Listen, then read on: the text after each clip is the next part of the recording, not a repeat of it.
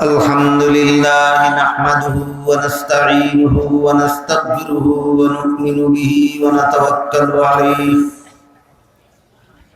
ونعوذ بالله من شرور أنفسنا ومن سيئات أعمالنا من يهده الله فلا مضل له ومن يضلله فلا هادي له ونشهد أن لا إله إلا الله وحده لا شريك له ونشهد أن سيدنا ونبينا ومولانا محمدا عبده ورسوله صلى الله تعالى عليه وعلى آله وأصحابه وبارك وسلم أما بعد فأعوذ بالله من الشيطان الرجيم بسم الله الرحمن الرحيم ومن أراد الآخرة وسعى لها سعيها وهو مؤمن فأولئك كان سعيهم مشكورا وقال رسول الله صلى الله عليه وسلم من تمسك بسنتي عند فساد أمتي فله أجر 100 شهيد أو كما قال عليه الصلاة والسلام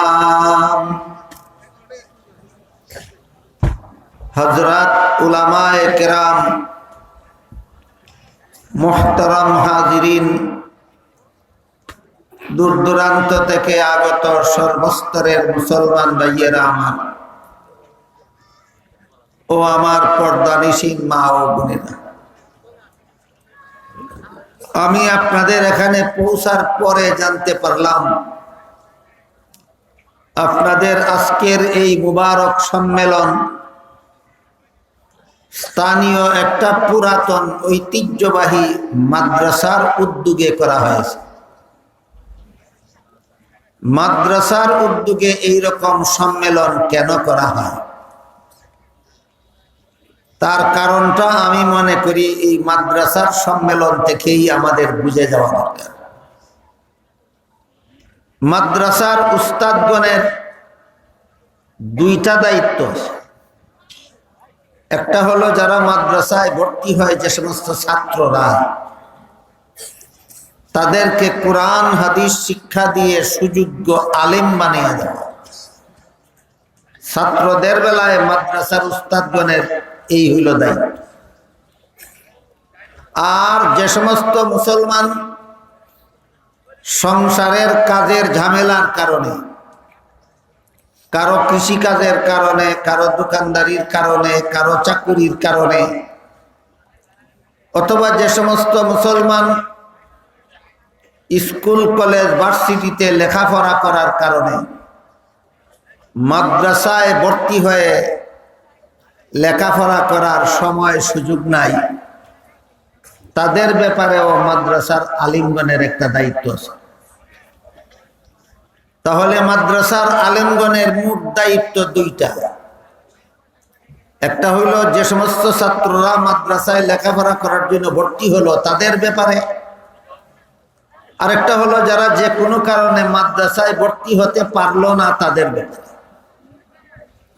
ছাত্রদের ব্যাপারে মাদ্রাসার আলেমগণের দায়িত্ব হলো এদেরকে কোরআন হাদিস শিক্ষা দিয়া সুযোগ্য আলেম বানায়া দেয়। আর যারা মাদ্রাসায় ভর্তি হয়ে লেখাপড়া করার আর সময় নাই, সুযোগ নাই, তাদের বেলায় মাদ্রাসার উস্তাদগণের দায়িত্ব হলো সর্বস্তরের মানুষকে জাহান্নাম থেকে বাঁচার পথ প্রদর্শন করা, জাহান্নাম থেকে বাঁচার ব্যবস্থা করে দেওয়া। যারা গৃহস্থী করে তাদেরও জাহান্নাম থেকে বাঁচার দরকার, যারা ব্যবসা করে তাদেরও জাহান্নাম থেকে বাঁচার দরকার, যারা চাকুরি করে তারাও জাহান্নাম থেকে বাঁচার দরকার, যারা স্কুল কলেজে পড়ে এদের জাহান্নাম থেকে বাঁচার দরকার নাই। তাহলে তাদেরকেও স্কুলের ছাত্র হোক, কলেজের ছাত্র হোক, ভার্সিটির ছাত্র হোক, শিক্ষক হোক, প্রফেসর হোক, আল্লাহ বলেন ওয়াল ইউনজিরু কওমাহুম, গোটা মানব জাতিকেই আল্লাহর শাস্তি সম্পর্কে, কবরের আযাব সম্পর্কে, জাহান্নামের শাস্তি সম্পর্কে সতর্ক করে দেওয়া আলিমগণের দায়িত্ব। তাহলে মাদ্রাসার আলিমগণের দুইটা দায়িত্ব, একটা হলো ছাত্রদের বেলায় আর একটা হলো অন্যদের বেলায়। ছাত্রদের বেলায় কি দায়িত্ব? তাদেরকে কোরআন হাদিস শিক্ষা দিয়ে আলেম বানায়া দেয়। অন্যান্য সমস্ত মানুষের বেলায় মাদ্রাসার উস্তাদগণের দায়িত্ব তাদের সবাইকে জাহান্নাম থেকে বাঁচার পথ দেখায়া দেয়। এই উদ্দেশ্যেই আজকের এই সম্মেলনের আয়োজন। হতে পারেন আপনি একজন কৃষক, আসুন মাদ্রাসার সম্মেলনে জাহান্নাম থেকে বাঁচার পথ চিনে যান। হতে পারেন আপনি একজন ব্যবসায়ী, আসুন মাদ্রাসার সম্মেলনে জাহান্নাম থেকে বাঁচার পথ চিনে যান। হতে পারেন আপনি একজন চাকুরিজীবী, হতে পারেন আপনি একজন স্কুল কলেজ বা ভার্সিটির ছাত্র অথবা শিক্ষক। আপনি যদি আল্লাহর বান্দা হয়ে থাকেন, আপনি যদি রাসূলের উম্মত হয়ে থাকেন, আপনি যদি আখিরাতে বিশ্বাসী হয়ে থাকেন, আসুন মাদ্রাসার সম্মেলনে সর্বস্তরের মুসলমান জাহান্নাম থেকে বাঁচার পথ চিনে যান। এই হইল মাদ্রাসার সম্মেলনগুলির একমাত্র উদ্দেশ্য।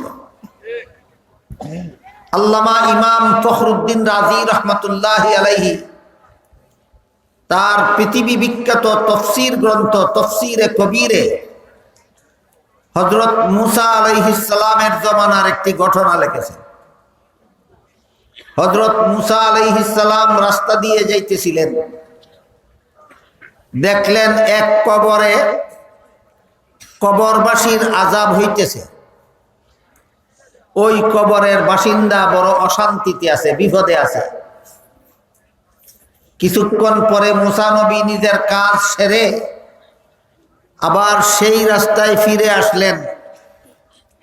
ফিরার পথে দেখলেন সেই কবরের বাসিন্দার কবরের আযাব বন্ধ হয়ে গেছে। সে আগের মতো অশান্তিতে নাই, বর্তমানে সে শান্তিতে আছে। অবস্থার পরিবর্তন দেখে মুসা আলাইহিস সালাম কবরবাসীকে জিজ্ঞাসা করলেন, আমি যাওয়ার পথে দেখে গেলাম তোমার কবরে আযাব গজব হচ্ছে, ফিরার পথে দেখলাম আযাব বন্ধ হয়ে গেছে, তুমি শান্তিতে আছো, কিভাবে, কোন কারণে তোমার কবরের আযাব বন্ধ হলো? কবরবাসী মুসা আলাইহিস সালামকে বলল, গো আল্লাহর নবী, আমার মরণকালে আমার বিবি গর্ভবতী ছিল, আমার বিবির পেটে আমার একটা বাচ্চা ছিল। আমার মরণের পরে আমার বিবির গর্ভ থেকে সেই বাচ্চা জন্ম হইল। আজকে সেই বাচ্চা পড়ার যোগ্য হয়েছে। আজকে আমার বাচ্চাটাকে যে সমস্ত শিক্ষা প্রতিষ্ঠানে আল্লাহর নামের পড়া শিক্ষা দেওয়া হয়, এইরকম একটা শিক্ষা প্রতিষ্ঠানে আমার বাচ্চাটাকে আজকে ভর্তি করা হয়েছে। আমার সেই এতিম বাচ্চাটাকে তার উস্তাদ জীবনের প্রথম সবক শিক্ষা দিয়েছেন বিসমিল্লাহির রহমানির রহিম। এটাই মাদ্রাসার প্রথম সবক, প্রথম পাঠ। মাদ্রাসায় জীবনে যেই ব্যক্তি লেখাপড়া করেনি, ক খ গ ঘ শিখেনি, আলিফ বা তা সাও শিখেনি, ABCD তো শিখছেই না, প্রথম দিন মাত্র মাদ্রাসায় ভর্তি হইল, এই দিন এই ছেলের সর্বপ্রথম সবক হইল বিসমিল্লাহির রহমানির রহিম। এর অর্থ হলো আমি সেই আল্লাহর নামে শুরু করতেছি যিনি অত্যন্ত দয়ালু, অতিশয় মেহেরবান। কবরবাসী মুসা আলাইহিস সালামকে বলল, ওগো আল্লাহর নবী, আমার ছেলেকে মাদ্রাসায় ভর্তি করার পরে উস্তাদ তাকে আজকে প্রথম সবক শিক্ষা দিয়েছেন বিসমিল্লাহির রহমানির রহিম। আমার ছেলে উস্তাদের সাথে এই সবক পড়েছে, আমি সেই আল্লাহর নামে পড়া শুরু করলাম যে আল্লাহ বড় দয়ালু, যে আল্লাহ বড় মেহেরবান। আমার বাচ্চার মুখে এই কথা উচ্চারণ হওয়া মাত্রই আল্লাহ আযাবের ফিরিস্তাদেরকে হুকুম দিলেন, হে ফিরিস্তারা, এই লোকের কবরের আযাব বন্ধ করো। এই লোকের ছেলে আমাকে রহিম বলতেছে, যেই লোকের ছেলে আমাকে রহমান বলতেছে, যেই লোকের ছেলে আমাকে দয়াবান বলতেছে, যেই লোকের ছেলে আমাকে মেহেরবান বলতেছে, সেই লোককে যদি আমি আরো আযাব দেই তাহলে আমি তার জন্য মেহেরবান রইলাম কোথায়? হযরত আল্লামা ইমাম ফখরুদ্দিন রাজি রহমাতুল্লাহি আলাইহি তার পৃথিবী বিখ্যাত তফসিরের কিতাব তফসিরে কবিরে মুসা নবীর জমানার এই ঘটনা লিখেছেন। এর দ্বারা আমরা পরিষ্কারভাবে বুঝতে পারলাম যে সমস্ত মা বাবার সন্তানেরা মাদ্রাসায় লেখাপড়া করে, এদের কোরআন হাদিস শিক্ষার খাতিরে আল্লাহ এদের মা বাপের কবরের আযাব মাফ করে দেন। কাজেই মাদ্রাসা শিক্ষাটাই মানুষকে আল্লাহর আযাব গজব থেকে বাঁচার ব্যবস্থা। গোটা মাদ্রাসা শিক্ষাটাই মানুষকে জাহান্নামের শাস্তি থেকে বাঁচাবার মতো একটা ব্যবস্থা। আপনাদের সর্বস্তরের মানুষকে জাহান্নাম থেকে বাঁচাবার পথ দেখাবার জন্যই এই সম্মেলনের আয়োজন করা হয়েছে। এখান থেকে আমরা চিনে যাব, বুঝে যাব যে কোন পথে জীবন যাপন করলে আমরা কবরের আযাব থেকেও বাঁচতে পারি, কোন পথে জীবন যাপন করলে আমরা দুনিয়াতেও শান্তির জীবন লাভ করতে পারি, কোন পথে জীবন যাপন করলে আমরা পরকালেও জাহান্নাম থেকে নাজাত লাভ করতে পারি। সেই পথ চিনে যাওয়ার জন্যই এই সম্মেলনের আয়োজন। এই হিসাবে আমি আপনাদের সামনে পবিত্র কোরআনের সূরা বনী ইসরাঈলের 19 নম্বর আয়াত তিলাওয়াত করেছি। সেখানে আল্লাহ বলেন, ওয়ামান আরাদাল আখিরাতা ওয়া সাআলাহা সাইয়াহা ওয়া হুয়া মুমিন ফাউলাইকা কানা সাইয়ুহুম মাশকুরা। পরকালীন জীবন সফল করার, পরকালীন জীবনে শান্তি এবং মুক্তি লাভ করার এক ব্যবস্থাপত্র আল্লাহ এই আয়াতে দান করেছে।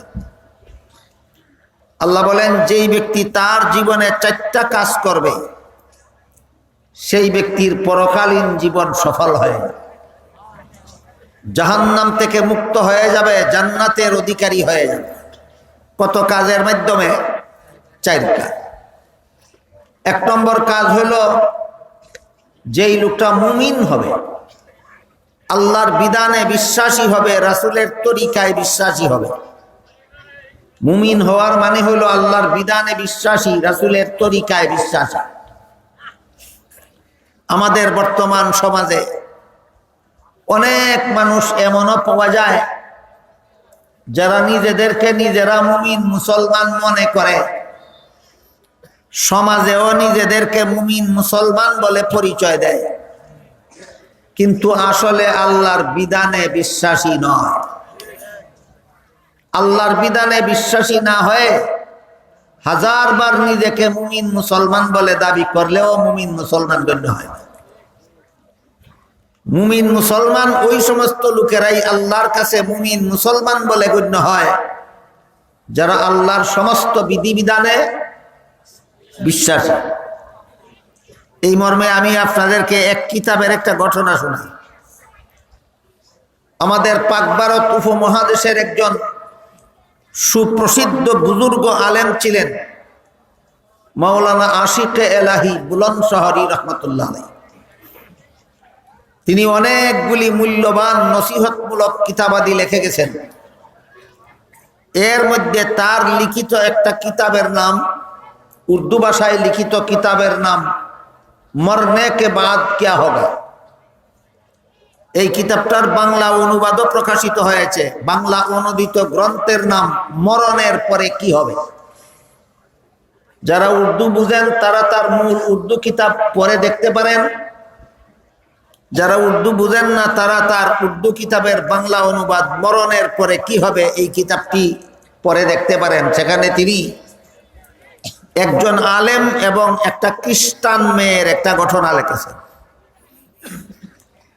একজন মুসলমান আলেম ছিলেন, তিনি বলতেন ইসলামের যাবতীয় বিধিবিধান সঠিক যুক্তিসঙ্গত, কিন্তু ইসলামের একটা বিধান এমন আছে যেটা যুক্তিসঙ্গত নয়, এই কারণে এই বিধানটা সঠিক নয়।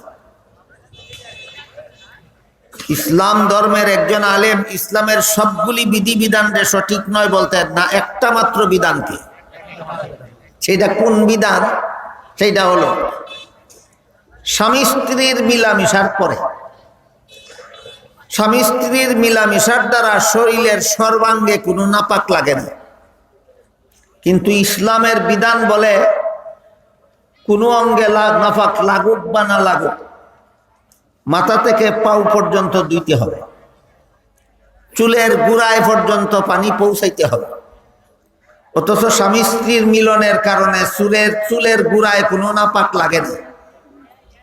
নাকের ভিতর ধুইতে হবে, অথচ স্বামী স্ত্রীর মিলনের কারণে নাকের ভিতরে কোনো নাপাক লাগে না। মুখের ভিতর ধুইতে হবে কিনা আপনারা কি জানেন? অথচ স্বামী স্ত্রীর মিলনের কারণে মুখের ভিতরে কোনো নাপাক লাগে না, কিন্তু ইসলাম বিধান দিল চুলের গোড়াও ধুইতে হবে, নাকের ভিতরও ধুইতে হবে, মুখের ভিতরও ধুইতে হবে। এই বিধান অযৌক্তিক, এই বিধানটা সঠিক নয়। এই একটা বিধান ছাড়া বাকি ইসলামের সব বিধান যুক্তিসঙ্গত এবং সঠিক। এই আলেমের মারা যাওয়ার পরে আলেমকে যখন গুরুস্থানে দাফন করা হলো, দাফন করার পরই দেখা গেল কোনো একটা জরুরি জিনিস কবরের ভিতরে রয়ে গেছে, ভুলবশত কবরটাকে বাইর করা হয়েছে। শরীয়তের মাসালা মতো জায়েজ আছে, এমন কোন জরুরি জিনিস যদি কবরের ভিতরে থাকে তাহলে সেটা কবর থেকে বাইর করার জন্য আবার কবর খোদা জায়েজ আছে। জরুরি জিনিসটা তার কবরের ভিতরে রয়ে যাওয়ার কারণে একটু আগে দাফন করার পরে আবার তার কবর গিয়া খুদা হইল, কিন্তু কবর খুদার পরে দেখা গেল এই কবরে সেই আলিমের লাশ নাই। অনেকদিন আগে দাফন করা হয়েছিল না একটু আগে দাফন করা হয়েছিল? একটু আগে যারে দাফন করা হয়েছিল একটু পরে যদি দেখা যায় তার লাশ নাই, তাহলে এটা কি আশ্চর্য অবস্থা না? বরং এই কবরের মধ্যে একটা পরিচিত খ্রিস্টান মেয়ের লাশ আছে, আলিমের লাশ আলিমের কবরে নাই। একটা খ্রিস্টান মেয়ের লাশ আছে এই আলিমের কবরে। এই অবস্থা দেখে এই আলিমের বাড়ির লোকেরা ওই খ্রিস্টান মেয়ের বাড়িতে গেল, গিয়া তারারে বলল যে আমাদের আলিমের কবরে তোমাদের মেয়ের লাশ পাওয়া গেল, কাজে তোমাদের মেয়েটার কবরে কি আছে তা তো দেখা দরকার। উভয়ের পরিবার সম্মত হইল, খ্রিস্টান মেয়ের পরিবারের লোকেরাও রাজি হইল। তারা সকলে সম্মত হয়ে খ্রিস্টান মেয়েটার কবর খুঁজল, খুদার পরে দেখা গেল সেখানে ওই আলিমের লাশটা আছে। এই আলিম বলতেন এই ব্যাপারে খ্রিস্টানদের ধর্মের বিধানটা সঠিক। খ্রিস্টানদের ধর্মে স্বামী স্ত্রীর মিলামিশার কারণে সর্বাঙ্গ ধুইতে হয় না, চুলের গোড়ায় পানি পৌঁছাইতে হয় না। খ্রিস্টানদের ধর্ম মতে স্বামী স্ত্রীর মিলনের কারণে মুখের ভিতর ধুইতে হয় না, নাকের ভিতর ধুইতে হয় না। এই আলিম বলতেন এই ব্যাপারে খ্রিস্টানদের বিধান সঠিক, ইসলামের বিধান সঠিক নয়। আলেমের কবরে পাওয়া গেল খ্রিস্টান মেয়ের লাশ, আর খ্রিস্টান মেয়ের কবরে পাওয়া গেল আলিমের লাশ। তখন আলিমের পরিবারের লোকেরা খ্রিস্টান মেয়েটার পরিবারের লোকদেরকে জিজ্ঞাসা করলেন যে তোমাদের মেয়েটার আমল কি ছিল? তারা বলল যে আমাদের মেয়ের বিশেষ কোনো আমল ছিল বলে আমরা জানি না, আমরা শুধু একটা কথা জানি যে আমাদের এই মেয়েটা মাঝে মধ্যে বলতো ইসলাম ধর্মটাই সঠিক। যেহেতু মেয়েটা ইসলাম ধর্মকে সঠিক বলে বিশ্বাস করত, এই জন্য আল্লাহর কাছে খ্রিস্টান মেয়েটা মুসলমান বলে গণ্য হয়ে গেছে। আর মুসলমানের আলেম যেহেতু একটা বিধানের বেলায় ইসলামের বিধানকে সঠিক মনে না করে খ্রিস্টান ধর্মের বিধানকে সঠিক মনে করতেন, এই জন্য ইনি আলেম হওয়া সত্ত্বেও আল্লাহর কাছে তিনি খ্রিস্টান গণ্য হয়ে গেছেন। এই জন্য মরণের পরে আল্লাহ কুদরতি ব্যবস্থায় আলিমের কবরে খ্রিস্টান মেয়ের লাশ আর খ্রিস্টান মেয়ের কবরে আলিমের লাশ আল্লাহ পৌঁছে দিলেন। এই ঘটনার দ্বারা আমরা কি বুঝতে পারলাম? একজন মানুষ মুমিন মুসলমান হয় ইসলামের কতগুলি বিধানে বিশ্বাসী হলে। ইসলামের সবগুলি বিধান সত্য এবং সঠিক বলে বিশ্বাস করলেই শুধু একজন মানুষ মুমিন মুসলমান বলে গণ্য হয়। এর একটা সহজ উদাহরণ দেখুন। ওযুর ফরজ আপনাদের জানা মতে কতটা? মুখ ধোয়া, হাত ধোয়া, মাথা মাসে করা, পাও ধোয়া। কেউ যদি মুখ ধোয়, হাত ধোয়, মাথা মাসে করে, পাও ধোয় না, তাহলে তার যেমন উযু হয় না, তেমনি ভাবে আল্লাহর সবগুলি বিধানকে সঠিক বলে বিশ্বাস করলে একজন মানুষ মুমিন মুসলমান হয়। একটা বিধানকেও যদি সঠিক বলে মনে করে না, সে আর মুমিন মুসলমান থাকে না। তাই আল্লাহ পাক রব্বুল আলামিন সূরা বনী ইসরাঈলের 19 নম্বর আয়াতে বলতেছেন, ওয়ামান আরাদাল আখিরাতা ওয়া সাআলাহা সাইয়াহা ওয়া হুয়া মুমিন ফাউলাইকা কানা সাইয়ুহুম মাশকুরা। যে ব্যক্তি মুমিন হবে, চারটা গুণ যার মধ্যে থাকবে, সে পরকালে জাহান্নাম থেকে মুক্তি লাভ করবে, জান্নাতের অধিকারী হবে। 4 গুণের প্রথম গুণ হলো যেই ব্যক্তি মুমিন হবে। এতক্ষণের কথা বুঝে থাকলে বলুন তো, একটা মানুষ মুমিন হয় কিভাবে? আল্লাহর কিছু বিধানে বিশ্বাসী হলে না সমস্ত বিধানে বিশ্বাসী হলে? এই জন্য বলেছিলাম আমাদের সমাজে আজকাল মুসলমান পরিচয়ে অনেক মানুষ পাওয়া যায় যারা ইসলামের অনেকগুলি বিধানে অবিশ্বাসী। ইসলামের অনেকগুলি বিধানে অবিশ্বাসী।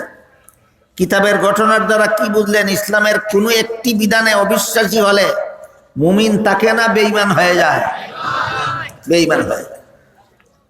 আমাদের বর্তমান সমাজে অনেক বড় বড় শিক্ষিত পণ্ডিতেরা পর্যন্ত ইসলামের অনেক বিধানে অবিশ্বাসী। যে সমস্ত বিধানে আমাদের বর্তমান সমাজের বহু মুসলমানের সন্তানেরাও অবিশ্বাসী, এই সমস্ত বিধানের 1-2টা উদাহরণ আপনাদের শোনাই। পবিত্র কোরআনের সূরা আহজাব এর 33 নম্বর আয়াতে আল্লাহ পাক রব্বুল আলামিন বলেন, ওয়াকারনা ফি বুয়ুতিকুন্না ওয়ালা তাবাররাজনা তাবাররুজাল জাহিলিয়াতিল উলা। অর্থাৎ হে মুসলমানের নারীরা, তোমরা বসবাসের ঘরে থাকো। সূরা আহজাবের 33 নম্বর আয়াতে আল্লাহ মুসলমানের নারীদেরকে কোথায় থাকতে বলেছেন? বসবাসের ঘরে। কোন সূরার কত নম্বর আয়াতে? সূরা আহজাবের 33 নম্বর আয়াত। বর্তমানে অনেক বড় বড় শিক্ষিতরা পর্যন্ত প্রশ্ন করে, পুরুষ যেখানে সেখানে চলাফেরা করতে পারে, যখন তখন যেখানে সেখানে যেতে পারে, পুরুষ পথে ঘাটে, হাটে মাঠে, শহরে বন্দরে অবাধে বিচরণ করতে পারে, নারী কেন বসবাসের ঘরে বসে থাকবে? এই প্রশ্ন অনেক শিক্ষিতরাই করেন কিনা। আমি জিজ্ঞাসা করি, প্রশ্ন কার বিরুদ্ধে? ইসলামের বিরুদ্ধে, আল্লাহর বিরুদ্ধে, আল্লাহর কোরআনের বিরুদ্ধে। কেন আল্লাহ মুসলমানের নারীদেরকে বসবাসের ঘরে থাকতে বললেন? এর কারণ এরা জানে না। কাজে এদেরকে শিক্ষিত বলা যায় না, এদেরকে অশিক্ষিতই বলতে হয়। আল্লাহ পাক রব্বুল আলামিন মুসলমানের নারীদেরকে বসবাসের ঘরে থাকতে বলার প্রধান দুইটা কারণ আছে। এক নম্বর কারণ, নারীদের জীবনে আল্লাহ এমন কতগুলি দায়িত্ব প্রদান করেছেন যে দায়িত্বগুলি দুনিয়ার কোনো পুরুষে পালন করতে পারে না। এই দায়িত্বগুলি পালন করার উপযুক্ত পরিবেশ একমাত্র বসবাসের ঘর।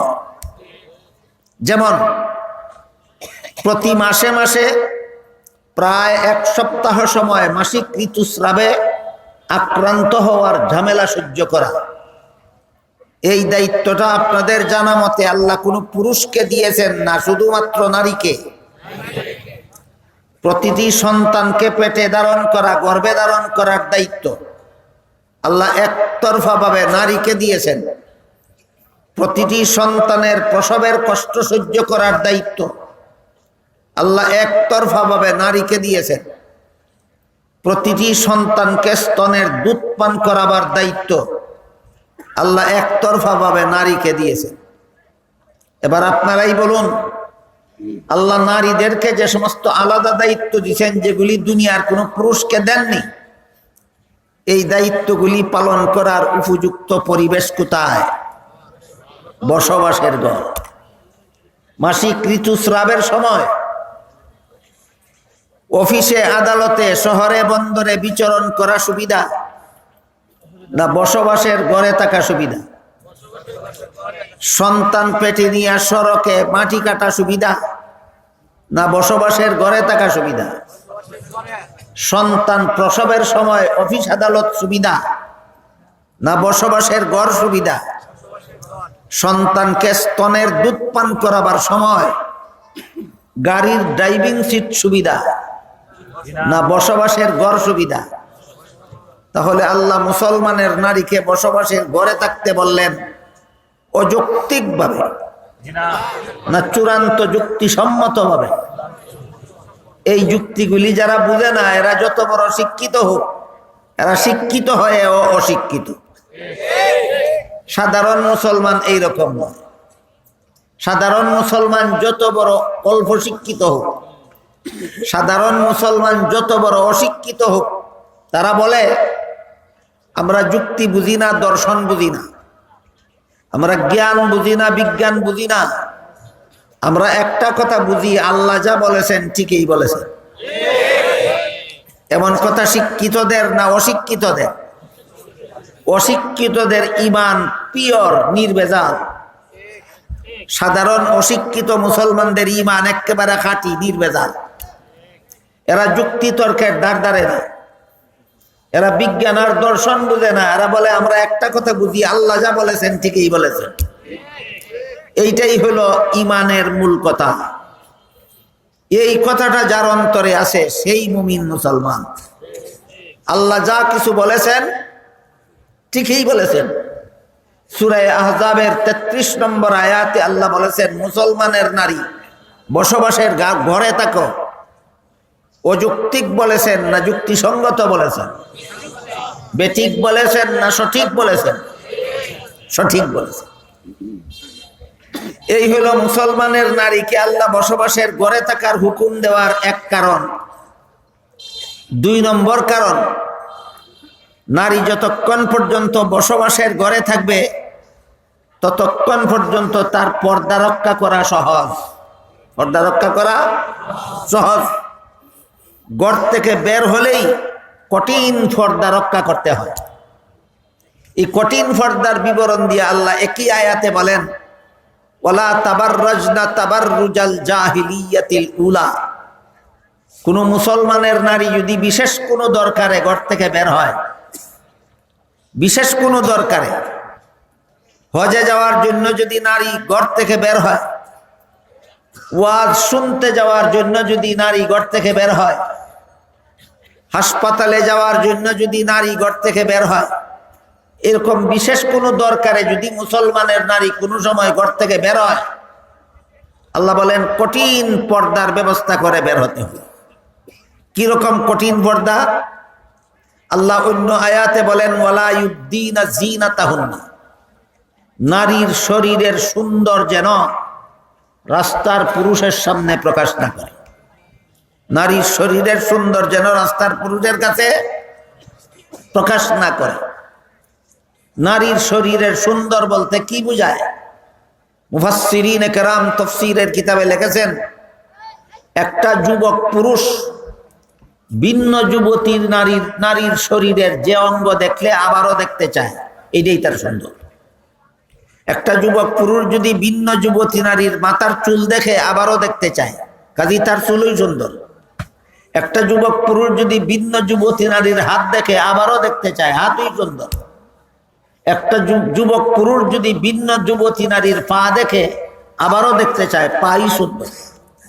বুঝে থাকলে বলুন, যুবতী নারীর মাথার চুল সুন্দর কিনা, হাত সুন্দর কিনা, পা সুন্দর কিনা? সুন্দর না শুধু চেহারাটা।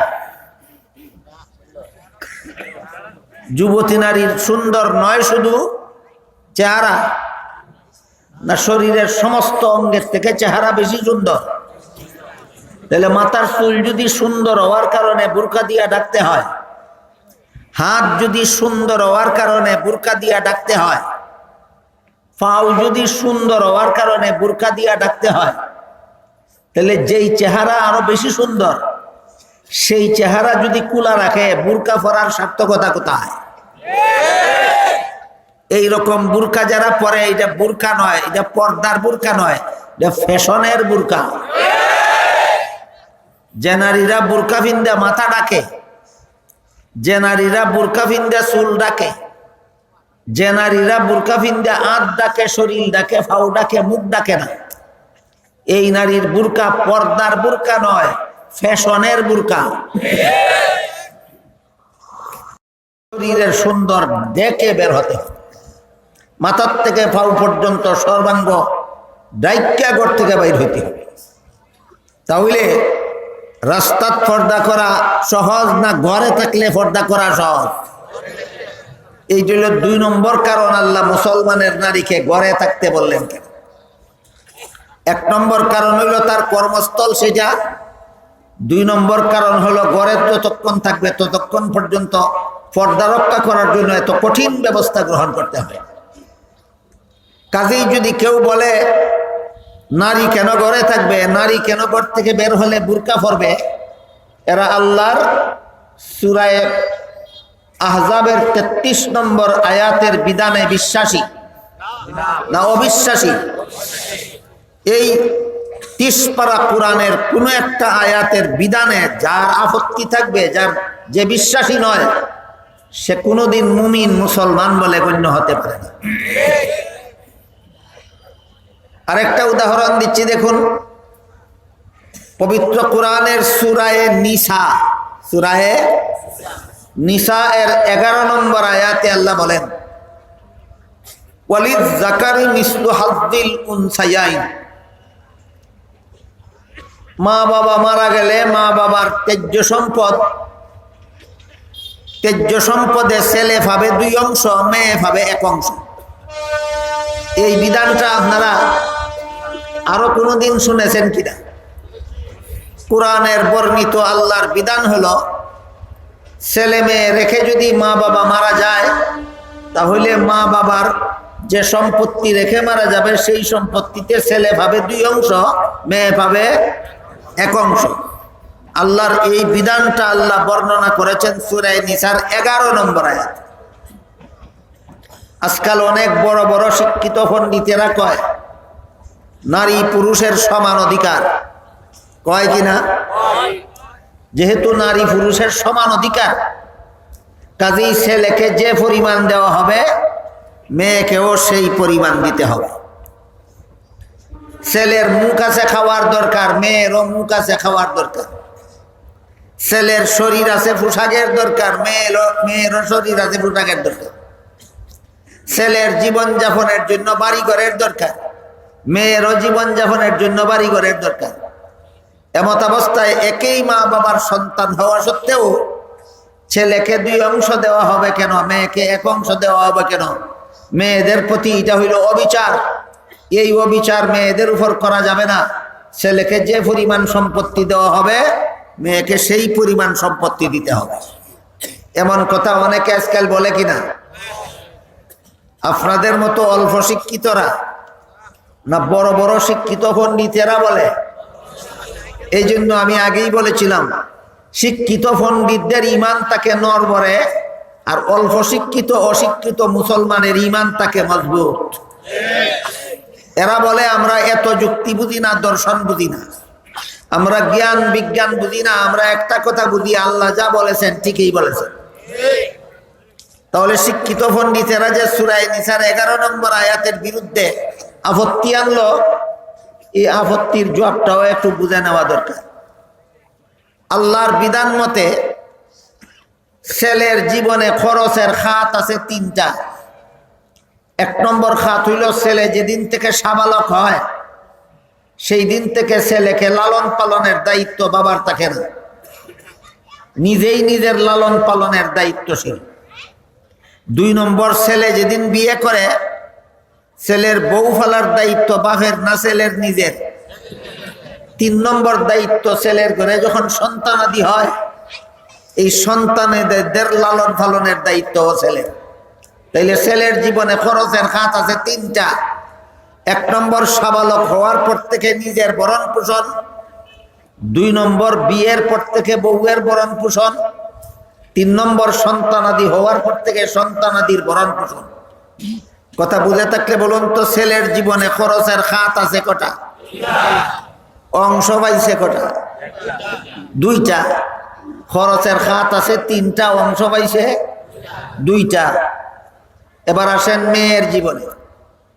ইসলামের বিধানে, আল্লাহর আইনে বিয়ের আগ পর্যন্ত মেয়েকে লালন পালনের দায়িত্ব বাবার, বিয়ের পর থেকে মরণ পর্যন্ত মেয়েকে লালন পালনের দায়িত্ব স্বামীর। মেয়ের নিজের লালন পালনের দায়িত্বও নাই, স্বামী ফেলার দায়িত্বও নাই, সন্তান ফেলার দায়িত্ব নাই। মেয়ের জীবনে খরচের কোনো খাতই নাই, অংশ পাইছে 1টা। ছেলের জীবনে খরচের খাত আছে 3টা, অংশ পাইছে 2টা। মেয়ের জীবনে খরচের কোনো খাতই নাই, অংশ পাইছে 1টা। বুঝে থাকলে বলেন, ছেলে 2 অংশ পাইয়া বেশি পাইছে না কম? মেয়ে 1 অংশ পাইয়া কম পাইছে না বেশি? তাহলে তোমরা সমান অধিকারের দাবি যারা করো, তোমরা সমান অধিকার বলতে নিজেরাই কি গুড়ার ডিম বুঝো, আর সমাজেই কি গুড়ার ডিম বুঝাতে চাও?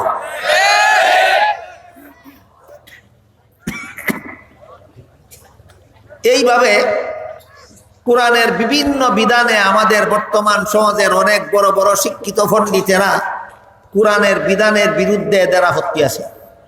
এরা বলে এই বিধানগুলি সঠিক নয়, এই বিধানগুলি যুক্তিসঙ্গত নয়। এই ধরনের কথা যারা আল্লাহর বিধানের ব্যাপারে বলে এরা নিঃসন্দেহে বেঈমান। সন্দেহাতীতভাবে এরা বেঈমান, এদের ঈমান নেই।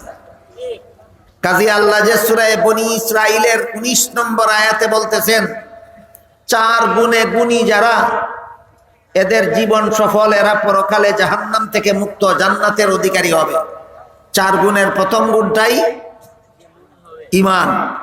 4 গুণের প্রথম গুণটাই ঈমান। আল্লাহ বলেন, কোন মানুষ যদি ঈমানদার হয়, মুমিন মুসলমান হয়। 2 নম্বরে এই মুমিন মুসলমান হয়ে যদি আমল ভালো করে, নেক আমল করে।